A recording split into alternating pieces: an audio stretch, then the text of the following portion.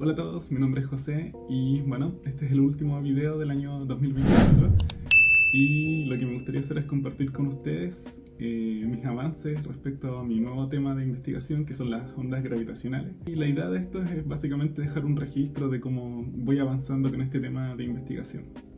Entonces estaba pensando que lo primero que puedo compartir con ustedes es cómo linealizar las ecuaciones de campo de Einstein, ¿ya?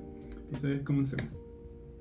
Entonces, ¿en qué consiste la gravitación lineal? Gravitación lineal, bueno, la relatividad general de Einstein linealizada significa que tomamos el tensor métrico y lo vamos a escribir como la suma de dos factores.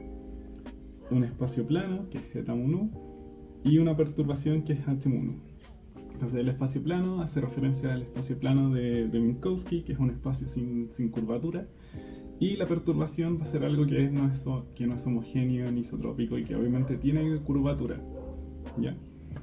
Entonces, si conocemos cuánto vale la métrica, que en este caso la métrica sería g mu nu, nosotros tenemos que calcular también cuánto vale la inversa, ¿ya? Entonces, para calcular la inversa podemos utilizar un truco, y el truco es que básicamente la multiplicación de dos tensores métricos te da justamente lo que es un delta de Kronecker. Entonces, la métrica, que es la perturbación más el espacio plano, es justamente este factor que está acá, y la parte inversa nosotros sabemos que va a tener una parte que es la métrica inversa plana más un objeto que nosotros queremos encontrar, ¿ya? Entonces, bueno, nosotros sabemos que esto es justamente el delta de Kronecker y acá desarrollamos el producto de la multiplicación y vamos a considerar el siguiente supuesto, y es que las perturbaciones, bueno, los términos cuadráticos de las perturbaciones los vamos a despreciar. Entonces, en realidad las perturbaciones nosotros decimos que son pequeñas. Entonces, una vez que nosotros decimos que son pequeñas, podemos encontrar que el inverso de la perturbación viene dado justamente por este factor, ¿ya? Entonces las relaciones entre la métrica plana y la métrica inversa las podemos escribir de esta manera, y la primera es la métrica normal y esta es la métrica inversa. Entonces, ahora que tenemos la métrica inversa, vamos a linealizar las ecuaciones de campo de Einstein. Y lo primero que tenemos que hacer es encontrar la conexión. Entonces, acá tengo un esquema de los pasos a seguir. Entonces, primero calculamos la conexión, luego calculamos el tensor de curvatura de Riemann, después calculamos el tensor de Ricci y por último el escalar de curvatura. Y una vez que tenemos todos esos objetos, metemos esos objetos en las ecuaciones de campo de Einstein y obtenemos su linealización, ¿ya? Entonces lo primero es calcular los coeficientes de la conexión. Entonces, bueno, esto es algo bastante directo. Nosotros sabemos cuánto vale la métrica inversa, entonces se reemplaza. Y calculamos también también reemplazamos cuánto vale la métrica, que es básicamente la perturbación más el espacio plano. Y acá tenemos que tener en cuenta que, como esto es Minkowski, que es un espacio plano, las derivadas parciales de este objeto van a ser 0, ¿ya? Y además, como estamos despreciando términos cuadráticos en la perturbación, todos los términos que sean h multiplicado por las derivadas de h van a ser 0, ¿ya? Entonces, una vez que hacemos todo ese juego, llegamos a esta expresión para la conexión, ¿ya? Y bueno, acá están las simplificaciones que nosotros utilizamos.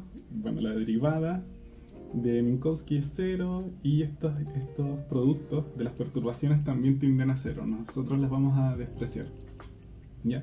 Entonces lo primero está hecho, calcular la conexión. Y una vez que tenemos la conexión, el siguiente paso es calcular el tensor de curvatura de Riemann. Y a priori esto se ve algo bastante complicado porque tenemos que reemplazar la conexión que habíamos calculado antes en todas estas expresiones. Pero hay un truco acá, y es que acá tenemos productos de conexiones, ¿ya? ¿Y eso por qué es importante? Porque los productos de conexiones, bueno, porque la conexión en sí está definida con la perturbación h. Entonces, si nosotros tomamos productos de conexiones, vamos a tener productos de la perturbación. Entonces eso nos quedaría como una perturbación al cuadrado. Y ese tipo de términos nosotros los despreciamos. Entonces las contribuciones que vienen de estos dos términos se desprecian y solamente hay que calcular estas dos contribuciones. ¿Ya? Entonces, bueno, hay que calcular esto se hace a mano. Y se reemplazan las definiciones de la conexión, tal como está hecho acá y acá. Luego se expanden las multiplicaciones, como está hecho acá. Se encuentra un factor común y se llega a esta expresión que está escrita acá. Entonces, esta es la expresión para el tensor de curvatura de Riemann. Y una vez que tenemos el Riemann, vamos a calcular el tensor de Ricci. Entonces el tensor de Ricci viene por la contracción del tensor de Riemann y es bastante sencillo de calcular una vez que ya conocemos la curvatura. Entonces uno hace la contracción del índice superior con el índice inferior, uno hace la contracción y bueno, se pueden agrupar ciertos términos. Y una vez que tenemos el tensor de Ricci, lo que hacemos es calcular el escalar de curvatura. ¿Ya? Entonces usamos la métrica inversa para hacer la contracción, y la métrica inversa obviamente está escrita en términos de Minkowski, que sería el espacio plano, y la perturbación. Además acá va la definición del tensor de Ricci, uno expande, notamos que hay ciertos términos que están en común, entonces se pueden agrupar, y finalmente uno encuentra cuánto vale el escalar de curvatura. ¿Ya? Entonces tenemos la conexión, tenemos el tensor de Riemann, el tensor de Ricci y el escalar de curvatura. Entonces nosotros podemos tomar todo eso y lo vamos a reemplazar, en lo que son las ecuaciones de campo de Einstein. ¿Ya? Entonces acá tenemos el tensor de Ricci, el escalar de curvatura y la métrica. Entonces vamos a reemplazar todos estos objetos, están acá. Vamos a expandir la multiplicación, los paréntesis que están acá. Y bueno, vamos a recordar que si multiplicamos esta perturbación con este término de acá, o con el que está acá, van a ser perturbaciones al cuadrado, entonces eso los podemos despreciar. Y vamos a llegar a esta expresión final. ¿Ya? Esa expresión que está ahí son las ecuaciones linealizadas de Einstein. Y bueno, se pueden escribir de una manera mucho más conveniente introduciendo el siguiente cambio de variable. Ya, donde h barra lo vamos a escribir como h mun u, que sería la perturbación, menos un medio del espacio plano por la traza de h.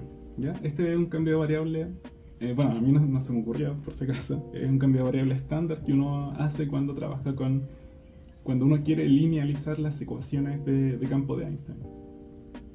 ¿Ya? Entonces se define esta relación entre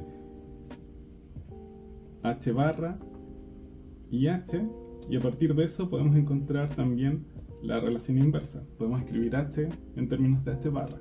¿Ya? Y bueno, una vez que nosotros hacemos eso, se reemplazan en las ecuaciones de campo de Einstein y bueno, uno tiene que reemplazar, hacer las expansiones correspondientes. Después acá uno puede hacer la simplificación, puede ir agrupando términos. Podemos seguir agrupando términos, podemos hacer ciertas cancelaciones. Y finalmente se llega a la ecuación linealizada de Einstein. ¿Ya? Entonces esta es la ecuación de campo de Einstein. La voy a destacar acá en verde.